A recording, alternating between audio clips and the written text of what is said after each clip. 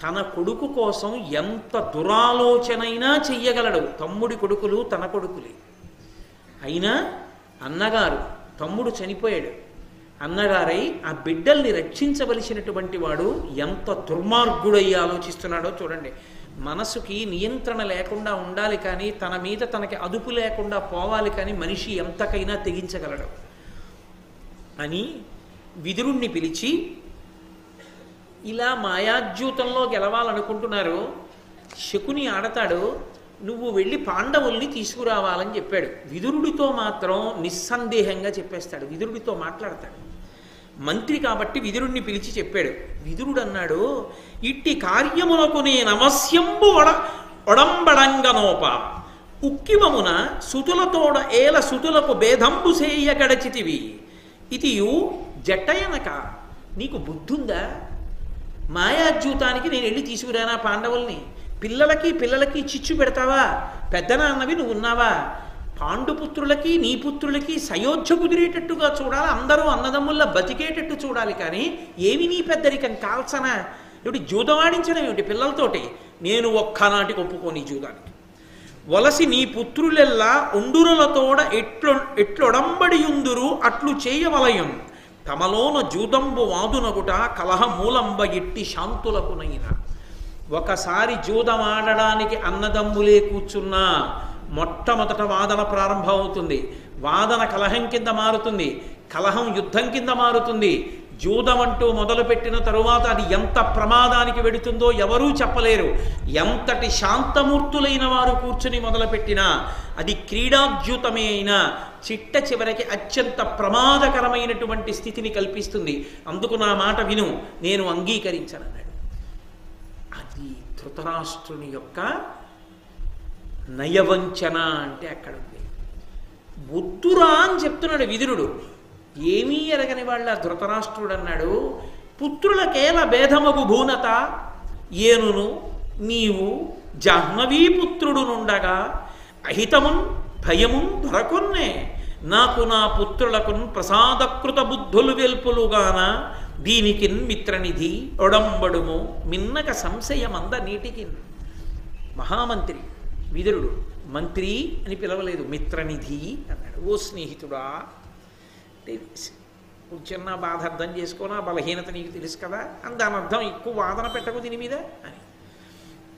పుత్రులకేల భేదమగు భూనాథ భూనుత. ఎందుకు వస్తుంది కొడుకుల మధ్య వైరం? భలేవాడివే, ఏనును నేను లేను, నేనున్నానన్నవాడు ఏం చేశాడో చూద్దురు కానీ నిజంగా ద్యూతం జరిగినప్పుడు నేనున్నానన్నవాడు ద్రౌపదీదేవి ఏడుస్తూ మామగారి దగ్గరికి వచ్చి నిలబడితే ఏమీ వినపని వాళ్ళ నించున్నాడు చీరలు ఒలిచేస్తుంటే. కాబట్టి నేను లేను, నీవు లేవు, నీవు జాహ్నవీపుత్రుడు నుండగా గాంగేయుడు భీష్మాచార్యుల వారు లేరు, నేను నువ్వు భీష్ముడు కూర్చుండగా పిల్లలు దెబ్బలాడుకుంటారా? హాయ్ అంటే ఊరుకోరు, అంత ఊరుకునే కొడుకా తన కొడుకు తెలియదు. కాబట్టి అహితమున్ భయమున్ దొరకొన్నే, జరగకూడనిది భయంకరమైనది జరుగుతుందా? నాకు నా పుత్రులకు ప్రసాదకృత బుద్ధులు వెల్పులుగానా, నాకు నా పుత్రులకి దేవతలు ఉన్నారయ్యా, వాళ్ళు ఎప్పుడు రక్షిస్తూ ఉంటారు, ఎంత మంచి బుద్ధి ఉన్నవాడో కదూ రక్షించడానికి. దీనికి మిత్రనిధి ఒడంబడమో, స్నేహితుడా ఒప్పుకోవయా, వెళ్ళి ఆ ధర్మరాజుని పాండవుల్ని తీసుకురావయా జూదం ఆడడానికి. కాసేపు వాళ్ళు క్రీడాజ్యూతం ఆడుకుంటారు, పిల్లలు కాలక్షేపానికి ఆడుకుంటారు. అంటే అది కర్తవ్యత అనిష్ట. అంటే తాను చెప్పవలసినది చెప్పేశాడు. మంత్రిగా తన కర్తవ్యం తాను చేస్తాడు. ప్రభు ఆజ్ఞ, మహారాజు వెళ్ళి తీసుకురమ్మన్నాడు. అందుకని ధర్మరాజు గారి దగ్గరికి వెళ్ళి తీసుకురావడానికి వెళ్ళవలసిందే విదురుడు. అందుకని ఇప్పుడు వెళ్ళడానికి బయలుదేరుతున్నాడు.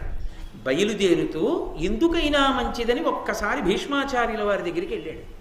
వెళ్ళి ఇలా శకుని మాయాద్యూతం ఆడడానికి సిద్ధపడుతున్నాడు, పాండవుల్ని వెళ్ళి నన్ను తీసుకురమ్మంటున్నాడు ధృతరాష్ట్రుడు, ఇది ప్రమాదకరం కాదా అని అడిగాడు. భీష్ముడు అన్నాడు, ఖచ్చితంగా ప్రమాదకరమే.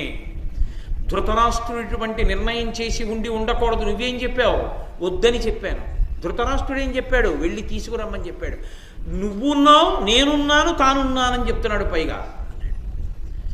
రాచ పదవిలో కూర్చున్నవాడు చేసిన నిర్ణయాన్ని గౌరవించాలి. అది వాళ్ళ కర్తవ్యం.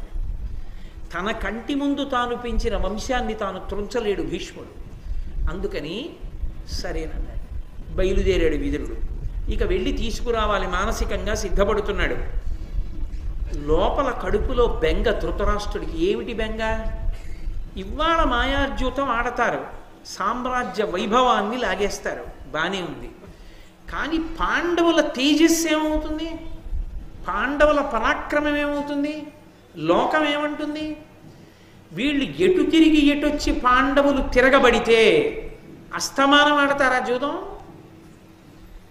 యుద్ధ భూమిలో నిలబడితే నా కొడుకులు ఏమైపోతారు తెలియదా? అధర్మం ఉన్న చోట విజయం ఉంటుందా? ఉండదు. ఉండదు కాబట్టి ఏమైపోతుంది? వాళ్ళది తనది కావడం కాదు, తనది వాళ్ళదవుతుంది. పాండవులది అయిపోతుంది రాజ్యం అంతా. తన పుత్రులందరూ నశించిపోతారు. అందుకని కడుపులో బెంగ. మంచి పని కోసం బెంగ కాదు, ఎప్పటికైనా తన వాళ్ళు నశించిపోతారేమో పాండవుల చేతిలోని బెంగ. అందుకని ఏకాంతంలో సభా నిర్మాణం అయిపోయాక దుర్యోధనుడిని పిలిచాడు.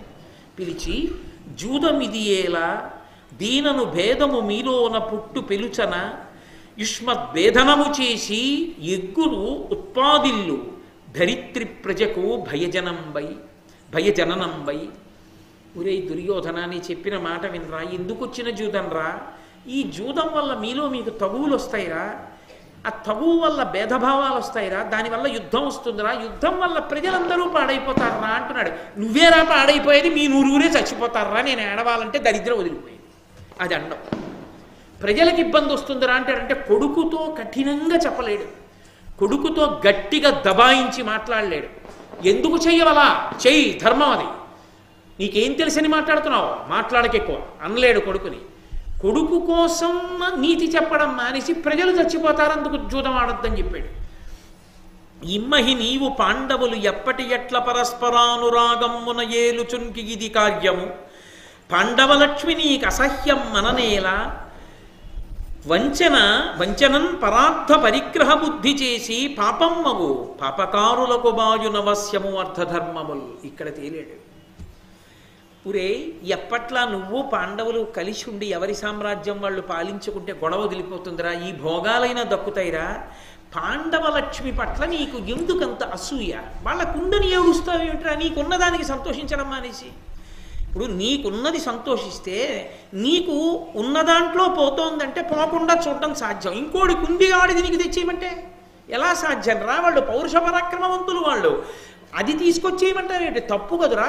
మాయాద్యూతంలో తేవడాది పాపం. పాపం ముందు ధర్మం ముందు పాపం నిలబడదు.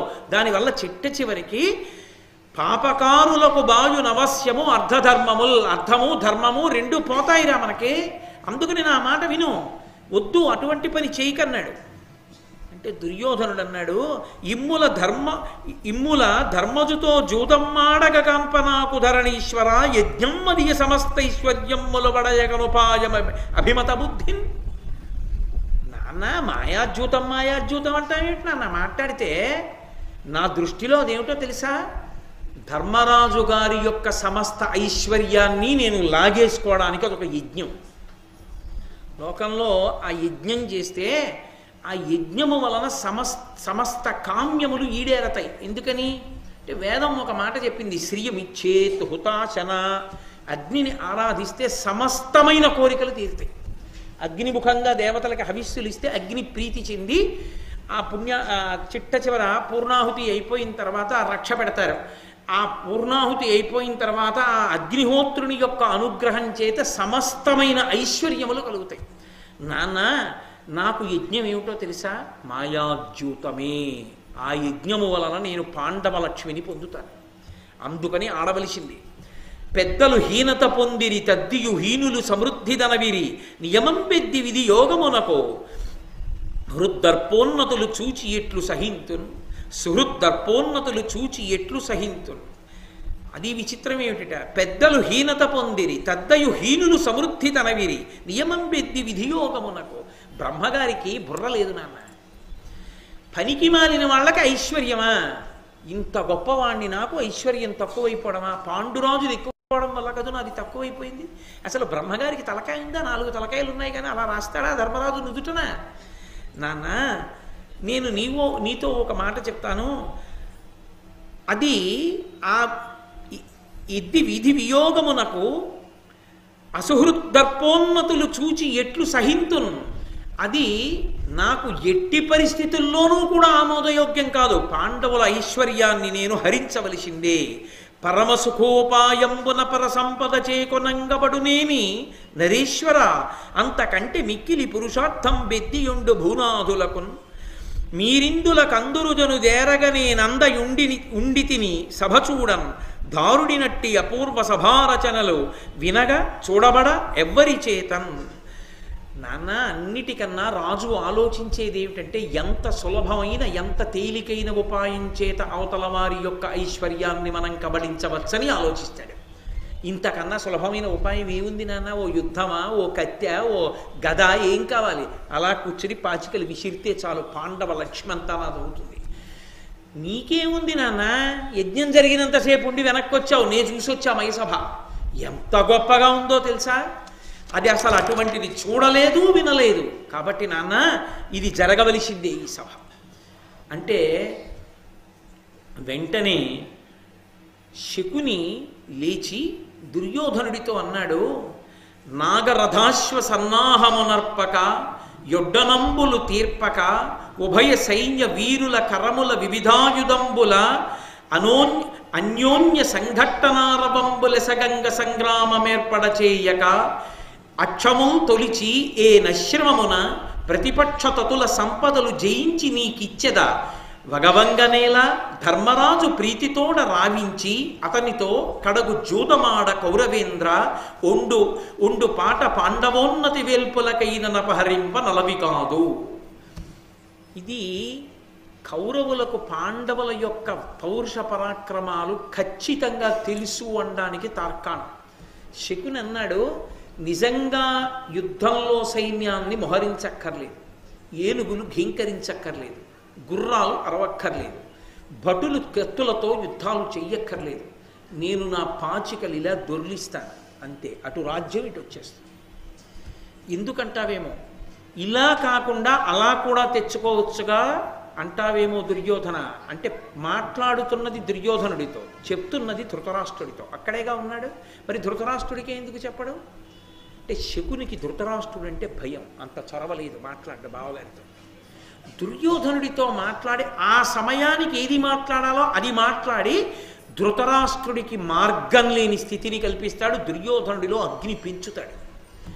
కాబట్టి ఇలా పాచికలు వేస్తాను, అలా సామ్రాజ్యం ఇటు వచ్చేస్తుంది. ఎంత తేలిగ్గా వస్తుంది. యుద్ధం చేసి కూడా సాధిస్తానంటావేమో దుర్యోధన, నువ్వు కాదు దేవతలు కూడా గెలవరు పాండవుల్ని. కాబట్టి ఉన్నదొక్కటే మార్గం, పాండవుల రాజ్యం నీదైతే తప్ప నువ్వు బ్రతకలేనంటావా? మాయాద్యూతం ఒకటే. లేదు యుద్ధం చేస్తానంటావా? మనందరం చచ్చిపోవడం ఒకటి, మనది కూడా పాండవులది అవుతుంది. కాబట్టి నీకు వాళ్ళ రాజ్యం కావాలంటే మాయాద్యూతము వినా మార్గము లేదు. ఇప్పుడు మంకు పట్టెవరికి పెరిగిపోతుంది, ఆడవలసిందే, ఆహ్వానించవలసిందే అని దుర్యోధనుడిలో పెరిగిపోతుంది. అందుకని దుర్యోధనుడు అన్నాడు, విదురమతంబు పాండవేయ హితార్థంబు వాని బుద్ధి నెడగవలవ అన్యపక్షపాత బుద్ధి పరుగుచునుండెడు వట్టి వాని నప్తుడనకనగునే. ఏమిటి నాన్న, విదురుడు చెప్పాడు ఆలోచించు, విదురుడు చెప్పాడు ఆలోచించంటావు. మనం ఒక పని చేసేటప్పుడు మనం ఎలా చేద్దాం అనుకున్నామో అలా చెయ్యాలి తప్ప మనం ఎలా అనుకున్నామో దాన్ని విడిచిపెట్టి ఎవడో ఎలా అనుకున్నాడో అలా చేయడం ఏమిటి? విదురుడు పాండవ పక్షపాతి, అందుకని పాండవులకు అనుకూలంగా మాట్లాడతాడు. మనం ఏమనుకున్నామో అది విడిచిపెట్టి విదురుడు పాండవ పక్షపాతిగా మాట్లాడిన దాన్ని దృష్టిలో పెట్టుకుని దానికి అనుకూలంగా చేసి పాండవులను ఉద్ధరిద్దాం అనుకుంటున్నావా? ఏం మాకు ఉపకారం చేయవా? ఆడవలసిందే మాయాద్యూతం, నువ్వు పిలిపించవలసిందే ధర్మరాజుని పాండవుల్ని అన్నాడు. అంటే వెంటనే అనగా సుహృద్యూతం ఇందు ఒనరింతము ప్రొద్దువోకవయునగు అని మేం కేవలంగా ఏమి తోచదు కదా, ఆడదాంకాసేపు మాయాద్యూతం అంటాం. లొంగిపోతాడు దుర్యోధనుడు, ధర్మరాజు. ఈ సభామంటపానికి పిలిచి కాలక్షేపానికని మొదలు పెడతాం, సమస్తం లాగేస్తాం, అందరూ సాక్ష్యంగా ఉంటారు. మా క్రీడాద్యూతం కదా, ఏదో పిల్లలు ఆడుకుంటున్నారు కదా అనుకుంటారు. అకస్మాత్తుగా పందాలు ఒడ్డి అన్నీ లాగేస్తాం. అందరూ తేరుకునే లోపల పాండవ లక్ష్మి మాది, కాబట్టి నాన్న నీకు వేరొక మార్గం లేదు, నువ్వు అంగీకరించవలసిందే అన్నాడు. అన్న తర్వాత ఒక చమత్కారం జరిగింది. ఏమిటా చమత్కారం అంటే, ధృతరాష్ట్రుడు వెంటనే విదురుడికి కబురు చేశాడంటే ఇంకా దుర్యోధనుడి యొక్క ప్రణాళికని పరిపూర్ణంగా సమ్మతించాడు. సమ్మతించి విదురుణ్ణి పిలిచి, అనుపమరత్న కాంచన చయాంచితమీ సభ, దీని దర్శనందను అనగుండు తాను తన తమ్ములు ఇందుల కేగుదించి చూచిన కడు సంతసంబగు విశిష్ట జనస్తుత, నీవు వాని తోడ్కుని చనుదెమ్ము భూసర సుఖం బుధబంధు జనాను రంజను. ఈ సభ చూస్తే ధర్మరాజు చాలా సంతోషిస్తాడయా, ఈ మణిసభ నిర్మాణం చేశాను, అందుకని ఈ సభ చూడ్డానికి వెళ్ళి తీసుకురా అంటే, ఇప్పుడు విదురుణ్ణి కూడా మెల్లిగా మాయలోకి దింపడం మొదలుపెట్టాడు. మాయాద్యూతానికని పిలవట్లేదు, ఈ సభ చూడ్డానికి రమ్మను తన తమ్ములతో వస్తాడు. వస్తే తర్వాత ఏదో కాలక్షేపం చేస్తారు వాళ్ళు సంతోషంగా, నువ్వు వెళ్ళి మంచి రథం కట్టుకుని తీసుకురా వాళ్ళని అంటే బయలుదేరాడు. బయలుదేరి వెళ్ళి విదురుడు ధర్మరాజు గారి యొక్క అంతఃపుర ప్రవేశం చేశాడు. విదురుణ్ణి తీసుకొచ్చి ధర్మరాజు కూర్చోపెట్టి బాగున్నారా కుశల ప్రశ్నలు వేశాడు. మా పెదనాన్నగారు ధృతరాష్ట్రుడు ఎలా ఉన్నాడు, మా తాతగారు భీష్మాచార్యుల వారు ఎలా ఉన్నారు, గురువుగారు ద్రోణాచార్యుల వారు ఎలా ఉన్నారు, అన్ని కుశల ప్రశ్నలు అయ్యాయి. విదురుడు ఉన్న మాట ఉన్నట్టు చెప్పాడు. అక్కడ ద్యూత క్రీడ జరగబోతోంది, దానికి నిన్ను ఆహ్వానించాడు. అది ఖచ్చితంగా మాయాద్యూతం. నిన్ను నీ తమ్ముళ్లతో కలిసి రమ్మని సభామంటపానికి ఆహ్వానిస్తున్నాడు, కానీ ద్యూత క్రీడ కొరకే. ధర్మనందన నువ్వు బయలుదేరి రా అన్నాడు. అనగానే ధర్మరాజు గారు అన్నాడు, పుత్రవత్సలుడు విచిత్ర వీర్యాత్మజుడు ఆర్యుండు ధృతరాష్ట్రుడు ఆదరించి నిన్ను వినియోగించి నన్ను తోడ్కొని తేర నీవు వచ్చితి నిమ్మితోడ లలితాపూర్వ సభావలోకనంబునయందు జూదంబు కార్యంబె చెప్పుమా, జూదంబు కథమన భేదంబు కాకుండా నేరదు మాలోన, నీ నియోగమనగా మా కలంఘ్యమైనట్లు ధృతరాష్ట్రు పనుపుసేయ నీకు పాడి ఎదియ అనుచు విధినియుక్తుండయి అప్పుడు విదురుతో ఏగ నిశ్చయించి ఇందుకులుడు. ఆయన అన్నాడు, ధర్మరాజు మహానుభావుడు విచిత్ర వీర్యుని యొక్క కుమారుడైనటువంటి మా పెదనాన్నగారు ధృతరాష్ట్రుడు సంతోషంగా ఉన్నాడా? నన్ను తీసుకురమ్మని నిన్ను పంపించాడు ధృతరాష్ట్రుడు, నీవు నన్ను తీసుకెళ్ళడానికి వచ్చావు. ఒక్క ప్రశ్న అడుగుతాను చెప్పు, లలితాపూర్వ సభావలోకనంబునయందు జూదంబు కార్యంబె చెప్పుమా. సభకి పిలుస్తున్నది, అక్కడ కట్టిన సభని చూడ్డానికి పిలుస్తున్నది, మాతో జూదం ఆడడానికి పిలుస్తున్నారు. నిజం చెప్పండి, జూదంబు కథమన భేదంబు కాకుండా నేరదు మాలోన. ఆ జూదం వల్ల మా మధ్య భేదాలు వస్తాయి. దానివల్ల ఏమవుతుంది నేను చెప్పక్కర్లేదు, మీకు తెలుసు, అంత ప్రమాదం జరుగుతుంది. నీ నియోగం అనగా మా కలంఘ్యమైనట్లు, కానీ వచ్చిన వాడివి నువ్వు, నీ ఆహ్వానాన్ని మేము కాదనలేం, బయలుదేరి వస్తాం. ఎందుకని ధృతరాష్ట్రుడు పంపితే వెళ్ళననడం నీకెలా సాధ్యం కాదో, నువ్వు వచ్చి పిలిస్తే రాను అనడం మాకు అలా సాధ్యం కాదు, అందుకని వస్తాను అని విధి చేత ప్రేరేపింపబడినటువంటి వాడై ధర్మరాజు గారు తన తమ్ముళ్ళైనటువంటి భీమ అర్జున నకుల సహదేవులతో, ద్రౌపదీదేవితో, ధౌమ్యుడితో, ముఖ్యమైనటువంటి సేవకులతో హస్తినాపురానికి బయలుదేరాడు. ఇక్కడ ఒక పెద్ద ప్రశ్న. ధర్మరాజు గారికి తెలుసు ఆడబోయేది మాయాద్యూతం అని తెలుసు, మాయాద్యూతం ఆడితే మనం అన్నీ ఓడిపోతామని తెలుసు, ఓడిపోయిన తర్వాత కలహం వస్తుందని తెలుసు, కలహం ఎక్కడికెడుతుందో చెప్పలేమని తెలుసు, జూదం ఆడకూడదని తెలుసు, అది మంచి ఆట కాదు, అలా ఆడకూడదు, అది అందున ప్రత్యేకించి భూమిపతులకు అటువంటి క్రీడ యుక్తమైనది కాదని తెలుసు. ఆడుతున్నది క్రీడాద్యూతం కాదు, మాయాద్యూతం అని కూడా తెలుసు. ఇన్ని తెలుసున్న ధర్మరాజు గారు మరి ఎందుకు వెళ్ళినట్టు? వెళ్ళినవాడు తన తమ్ముళ్లనో సైన్యంతోటో వెళ్లకుండా తమ్ముళ్ళని తీసుకెడుతూ ద్రౌపదీదేవిని కూడా ఎందుకు తీసుకెళ్ళినట్టు? ధౌమ్యుడితో వెడుతూ చాలా తక్కువ పరివారంతోనే ధర్మరాజు గారు ఎందుకు వెళ్ళినట్టు? ధర్మరాజు గారికి తెలియదా ఈ విషయం? మరి ఇంత ప్రమాదం జరుగుతుంది అన్న విషయాన్ని సూచనప్రాయంగా విదురుడితో చెప్పిన ధర్మరాజు గారు నేను రాను అని ఎందుకు అనకూడదు? నేను రాను ఎందుచేత అంటే అది ఆడవలసిన క్రీడ కాదు తండ్రి, మీరు పిలవకూడదు దానికి, అందుకని నేను ఆ ఆహ్వానాన్ని తిరస్కరించానని చెప్పండి అని చెప్పచ్చు. కానీ ఆయన చెప్పలేదు. చెప్పకుండా నిన్ను ధృతరాష్ట్రుడు పంపితే వచ్చినట్లు అన్నాడు. ధృతరాష్ట్రుడి పనుపున విదురుడు రావడం ఉద్యోగ ధర్మం. అక్కడ మంత్రి, ఆయన రాజు. కానీ ఇక్కడ వీళ్ళిద్దరి మధ్య ఉన్న అనుబంధం అది కాదు, తండ్రి కుమారుల అనుబంధం. అతనికి తెలిసున్నప్పుడు అలా వెళ్ళకూడదు, విడితే ప్రమాదం జరుగుతుంది అని స్ఫుటంగా తెలుసున్నప్పుడు ధర్మరాజు గారు ఏ కారణానికి వెళ్ళాడు? వెళ్ళినవాడు మౌనంగా ఏమీ మాట్లాడకుండా ఏదో ఇంట్లో గరిటిచ్చేసినట్టుగా సమస్తాన్ని కోల్పోయాడు. ఎందుకు అలా జరిగింది భారతంలో? అసలు ధర్మరాజు గారు వెళ్ళడానికి ఏది ప్రబల కారణం వెనక? ఎంత ప్రబలమైన కారణం ఉంటే ధర్మరాజు వెళ్ళాడు? లేకపోతే కేవలము జూతమునందు ఆయనకు ఉండేటటువంటి అనురక్తితో ఆ ఆట ఆడకుండా ఉండలేక దాని మీద ఉండేటటువంటి ఉత్సాహంతో ఎంత అధర్మమని తెలిసినా కూడా, ఎంత ప్రమాదమని తెలిసినా కూడా నేను రాను అని అనలేక బలహీనతకి లోనైపోయి గబగబా వెళ్ళిపోదామని, అందుకే మిగిలిన వాళ్ళని పిలవకుండా తన తమ్ముళ్ళని భార్యని ధౌమ్యుణ్ణి తీసుకుని బయలుదేరి వెళ్ళిపోయాడా? అసలు ఎలా వెళ్ళినా ధర్మరాజు గారు వెళ్ళడం వెనక మనకి బలమైన కారణం ఈ సందర్భంలో ఇక్కడ చర్చలో కనపట్టలేదు. అంత తేలిగ్గా ఒక్క విషయం విదురుడితో చెప్పి బయలుదేరిపోయాడు. ఏ కారణానికి వెళ్ళాడు ధర్మరాజు గారు? ధర్మరాజు గారు ఏ కారణానికి వెళ్ళారో, రాజసూయ మహాయాగం పూర్తయిపోయిన తర్వాత వేదవ్యాస భగవానుడు ఒకసారి ఇంద్రప్రస్థ నగరానికి విచ్చేశాడు. ఆ ఇంద్రప్రస్థ నగరానికి వచ్చినటువంటి వేదవ్యాసునితో ధర్మరాజు గారు ముచ్చటిస్తూ ఒక మాట అడిగాడు. ఉత్పాతాం స్త్రివిధాన్ ప్రాహ నారదో భగవాన్ ఋషి అపి చైద్యస్య పతనాచ్ఛన్న మోత్పాతికం మహత్. ఇది సంస్కృత భారతంలోని విశేషం, ఇది తెలుగు భారతంలో లేదు.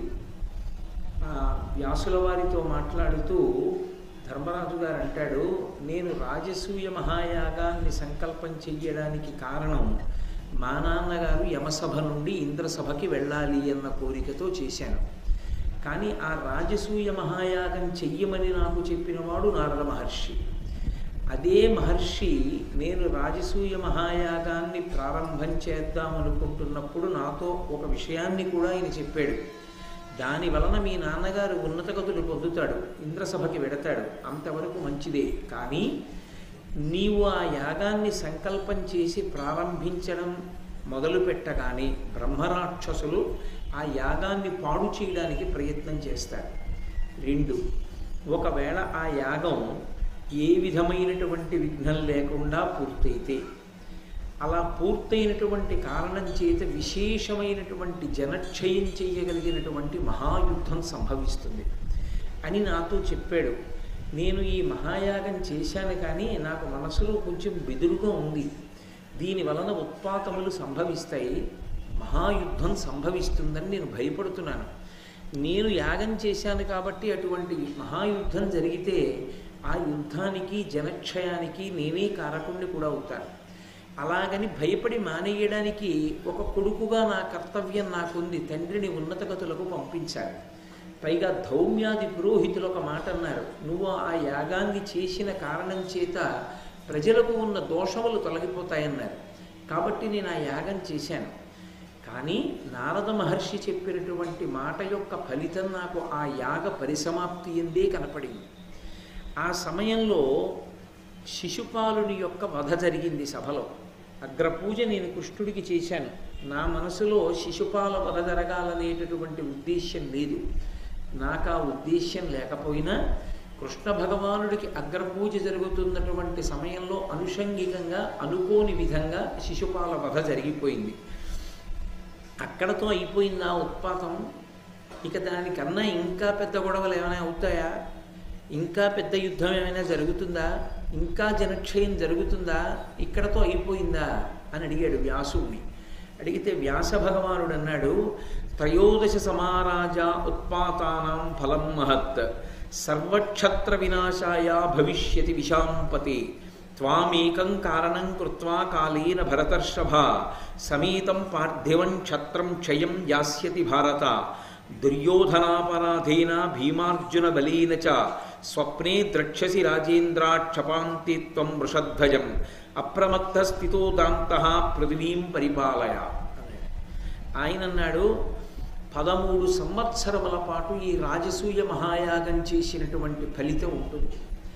ఈ 13 సంవత్సరముల కాలమే ఒక మహాయుద్ధం జరగడానికి కారణమవుతుంది. దాని వలన ఎందరో మహారాజుల యొక్క ప్రాణములు పోతాయి. త్వామేకం కారణం కృత్వా కాలేన భరతర్షభ, రాబో కాలంలో ఇంత పెద్ద మహాయుద్ధం జరగడానికి కారణం నువ్వే అవుతావు. సమేతం పార్థివం క్షత్రం క్షయం యాస్యతి భారత, సందేహం లేదు, ఎందరో రాజులు పడిపోతారు, ఎంతో జనక్షయం అవుతుంది. దుర్యోధనాపరాధేన భీమార్జున బలీన చ, దుర్యోధనుని యొక్క అపరాధం ప్రధానమైనటువంటి కారణమవుతుంది అంత జనక్షయం అవ్వడానికి. దానికి తోడు భీమార్జునుల యొక్క బలం వేరొక ప్రధానమైనటువంటి కారణం అవుతుంది. నువ్వు కూడా కారణమవుతావు. ఎంత ప్రయత్నం చేసినా తప్పించుకోవడం సాధ్యం కాదు. కాబట్టి స్వప్నే ద్రక్ష్యసి రాజేంద్ర క్షపాంతే త్వం వృషధ్వజం, దక్షిణ దిక్కున నీకు వృషధ్వజుడైనటువంటి పరమశివుడు దర్శనమిస్తాడు. తదనంతరమునందు అప్రమత్త స్థితోదాంతః పృథివీం పరిపాలయ, అప్రమత్తుడవై ఇంద్రియాల్ని నిగ్రహించి నువ్వు రాజ్యాన్ని జాగ్రత్తగా పరిపాలన చేయి. ఇంద్రియములు విచలితములైతే కదూ, మనసు చించలమైపోతే కదూ, గబుక్కును నోటి వెంట అనరాని మాట వెంట వచ్చేసేది. దాని వలన కదూ కామక్రోధములకు వశులవ్వడం. అందుకని ఇంద్రియాల్ని బాగా నిగ్రహించు, నీ ధర్మాన్ని నువ్వు కాపాడుకో, నీ కర్తవ్యతానిష్టయందు నువ్వు ఉండి రాజ్య పరిపాలన కొనసాగించు అన్నాడు. అంటే వెంటనే ధర్మరాజు గారు ఆలోచించి, వేదవ్యాస భగవానుడంతటి వాడు ఈ మాట చెప్పాడు. రాబోయేటటువంటి 13 సంవత్సరములు అత్యంత కీలకమైనటువంటి కాలం. ఈ కాలంలో జరిగేటటువంటి పరిణామములే మహాజనక్షయానికి కారణమైనటువంటి ఒక గొప్ప యుద్ధానికి కారణమవుతాయి. కాబట్టి నేను ఒక నిర్ణయం తీసుకుంటానని తన తమ్ముళ్ళని పిలిచాడు, భీమార్జునకుల సహదేవుల్ని పిలిచి వాళ్లతో అన్నాడు, అద్య ప్రభృతి భద్రం వహ ప్రతిజ్ఞాం మీ నిబోధత త్రయోదశ సమాస్తాత కోమమార్ధోస్తి జీవతః న ప్రవక్ష్యామి పరుషం భ్రాతూ నన్యాంశ్చ పార్థివాన్ స్థితో నిదేశే జ్ఞాతీనాం యోక్షే తత్సముదాహరన్. ఓ సోదరులారా, నేను చెప్పే మాట జాగ్రత్తగా వినండి. వ్యాస భగవానుడు నాకు ఆ మాట చెప్పాడు. 13 సంవత్సరములు అత్యంత కీలకమైన కాలము, జనక్షయం జరిగేటటువంటి యుద్ధం వచ్చే అవకాశం ఉన్నది అని. కోపం ఎప్పుడు వస్తుంది, యుద్ధం ఎప్పుడు వస్తుంది? నోరు విప్పి మాట్లాడి ఎవరికైనా అప్రీతికరమైనటువంటి పని నేను చేస్తే కదా యుద్ధం వస్తుంది. అసలు నేను ఎవరికీ అప్రీతి కల్పించకపోతే, అందరికీ ప్రీతి ఎలా ఉంటుందో అలాగే నేను ప్రవర్తిస్తే, అందరి ప్రీతికి నేను కారణమైతే, దాని వలన నాకు వ్యక్తిగతంగా కష్టం వచ్చిందా సుఖం వచ్చిందా వదిలిపెట్టేయండి. నేను మాత్రం ఇక నుంచి అద్య ప్రభృతి భద్రం వహ ప్రతిజ్ఞాం మే నిబోధత, ఇప్పుడే నేను ఈ క్షణంలోనే ప్రతిజ్ఞ చేస్తున్నాను. ఈ క్షణం నుండి కూడా 13 సంవత్సరముల కాలము పూర్తయిపోయే పర్యంతము కూడా న ప్రవక్ష్యామి పరుషం భ్రాతూ నన్యాంశ్చ పార్థివాన్, నేను ఇతర రాజులతో కానీ మీతో కానీ ఎన్నడూ కూడా బాధ కలిగేటటువంటి మాట నేను మాట్లాడను. ఇతరులకు ఏది అప్రీతికారకమవుతుందో, ఇతరులకు ఇబ్బందికరమవుతుందో, బాధ పెడుతుందో అటువంటి పనులు నేను చెయ్యను. స్థితో నిదేశే జ్ఞాతీనాం యోక్షే తత్సముదాహరన్, జ్ఞాతులైనటువంటి వాళ్ళు ఉన్నారు, ధార్తరాష్ట్రులు, ఆ దుర్యోధనాదులు. ఆ జ్ఞాతులు ఎప్పుడైనా నా నుండి ఏదైనా సహాయాన్ని అపేక్షించిన, నన్ను వాళ్ళు దేనికన్నా ఆహ్వానించినా నేను తిరస్కరించాను. ఎందుకు తిరస్కరించను అంటే దుర్యోధనుడు ప్రధాన కారణమవుతాడు ఆ యుద్ధానికి అని చెప్తున్నారు. నేను కూడా కారణమవుతానంటున్నారు. స్పష్టంగా తెలుస్తోంది నాకు దుర్యోధనుడికి భేదాభిప్రాయాలు వస్తాయి. కాబట్టి జ్ఞాతులైనటువంటి వారు నన్ను ఆహ్వానిస్తే వెడతాను. వాళ్ళకి మనస్సుకి బాధ కలిగేటట్టుగా నేను ఏ పని చేయను. నేను ఇదే ప్రతిజ్ఞ చేస్తున్నాను అన్నాడు ధర్మరాజు. దీనికి యుద్ధం తప్పించాలి. ఏ ప్రతిజ్ఞ చేసి జ్ఞాతులు అడిగినది కాదనన్నాడో అదే యుద్ధం తేవడానికి కారణమైంది. అది ఈశ్వరుని యొక్క నిర్ణయం. అంటే ఆ ఈశ్వర నిర్ణయం ముందు మనుష్యుల యొక్క నిర్ణయాలు నిలబడవు. కృష్ణ పరమాత్మ యొక్క అవతారం రావడానికి కారణమే ధర్మ సంస్థాపన అయినప్పుడు భూమి మీద అధర్మం పెరిగిపోతే ధర్మ సంస్థాపనకి అంతమంది రాక్షసుల యొక్క సంహారం జరగకుండా, అంతమంది అధర్మాత్ములైనటువంటి వారు రాక్షసులు రాజుల యొక్క రూపంతో భూమి మీద ఉంటే వాళ్ళందరూ సంహరింపబడాలి అంటే కురుక్షేత్ర మహాసంగ్రామం జరగకుండా ఎలా ఉంటుంది? జరిగి తీరుతుంది. కాబట్టి ధర్మరాజు గారు ఏది ప్రతిజ్ఞ చేశాడో అదే కురుక్షేత్ర మహాసంగ్రామం జరగడానికి కారణమైంది. అందుకని ఒప్పుకున్నాడు. తమ్ముళ్ళు అన్నారు వెంటనే, తమేవ సమవర్తంత ధర్మరాజహితేరతాహ. అన్నయ్య, మేము నీ యొక్క హితాన్ని కోరేవాళ్ళం, నీ యొక్క మంచిని కోరుకునేవాళ్ళం. నువ్వు ఎవ్వరికీ అప్రీతికరంగా ప్రవర్తించను అని ప్రతిజ్ఞ చేశావు. మేము కూడా ప్రతిజ్ఞ చేస్తున్నాం. నువ్వు ఏం చేస్తే దానికి ఒడంబడతాం. మేము కూడా నువ్వు ఏది చేసినా కాదు అని అన్నాం. కాబట్టి మేము నిన్ను అనువర్తిస్తామన్నయ్య, ఇది మా ప్రతిజ్ఞ. అప్పుడు యుద్ధం రాకూడదన్న నీ కోరిక తీరుతుందేమో చూద్దాం, కాబట్టి అలా ఉంటామన్నయ్య అని వాళ్ళు ప్రతిజ్ఞ చేశారు. ఇది కారణం. ధర్మరాజు గారు ప్రధానంగా అది మాయాద్యూతమని తెలిసి, శకుని జూతమాడుతాడని తెలిసి, అక్కడికి వెడితే తాను సమస్త సంపదలు కోల్పోతానని తెలిసి, తన సంపదలన్నీ కోల్పోవడమే కాదు ద్రౌపదీదేవిని కూడా తాను పోగొట్టుకుంటాను పందెంలో అన్న విషయం కూడా ధర్మరాజు గారికి తెలుసు. యుద్ధం అంటూ వస్తే ప్రధానమైనటువంటి కారణం ఎక్కడి నుంచి రావాలి అంటే స్త్రీ శక్తిగానే రావాలి.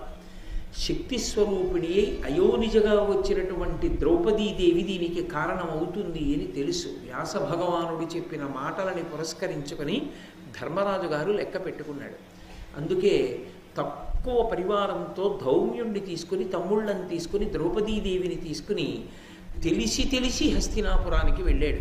జ్ఞాతులు పిలిస్తే నేను కాదనను, వాళ్ళ మనసు క్లేశ పెట్టను అని విదురుడు వచ్చి అడిగితే, అది మాయాద్యూతం అని నీకు తెలుసు కదా, నువ్వు ఎలా ధృతరాష్ట్రుడు పంపితే వచ్చావో కాదనలేక, అలా నేను కూడా కాదనలేక వస్తున్నాను అంటూ బయలుదేరాడు. ఆ బయలుదేరి వెళ్ళడం సంస్కృత మహాభారతంలో వేదవ్యాసుల వారు చూపించినటువంటి బలవంతమైనటువంటి కారణం, అత్యంత బలమైనటువంటి కారణం ఇది. ఆంధ్ర మహాభారతం దగ్గరికి వచ్చేటప్పటికి నన్నయ్య గారు ఆంధ్రీకరిస్తూ వ్యసనము యొక్క బలిమిగా చూపించారు. ద్యూత క్రీడ యందు అంత నిష్ట లేకపోయినా మొదట్లో దాన్ని వద్దు అని అన్న ధర్మరాజు గారు ఒకసారి కూర్చున్న తరువాత వ్యసనం అనేటటువంటిది ఎంత ప్రమాదానికి తీసుకెడుతుంది అన్నదాని పర్యవసానంగా నన్నయ్య గారు చూపించారు. కాబట్టి మనం యథార్థానికి వ్యాస హృదయానికి పెద్దపీట వేయడం అనేటటువంటిది ఎక్కడైనా ఉన్నటువంటి విశేషం. అందుకే నేను ఒకసారి వేదవ్యాసుని యొక్క హృదయాన్ని సంస్కృత భారతంలో చూపించినటువంటి ప్రధాన కారణాన్ని మీకు ఉదాహరించడం జరిగింది. కాబట్టి ధర్మరాజు గారు ధర్మానికి కట్టుబడే వెళ్ళాడు, తెలిసే వెళ్ళాడు. వేదవ్యాసుడు అందులో మహాభారతంలో పక్కన పెట్టేయడానికి వీలైన వ్యక్తి కారు. ఆయన అత్యంత ప్రధానమైనటువంటి స్థితిని పోషించినటువంటి వ్యక్తి. అటువంటి వేదవ్యాసుడే చెప్పిన విషయానికి ధర్మరాజు ఒడంబడిన విషయాన్ని పక్కన పెట్టి మహాభారత ప్రవచనం చేయడం సాధ్యం కాదు. కనుక నేను ఆ బలమైన కారణాన్ని కూడా మీ ముందు ప్రస్తావించడం జరిగింది. కాబట్టి ఇప్పుడు బయలుదేరి వాళ్ళందరూ హస్తినాపురానికి చేరుకున్నారు.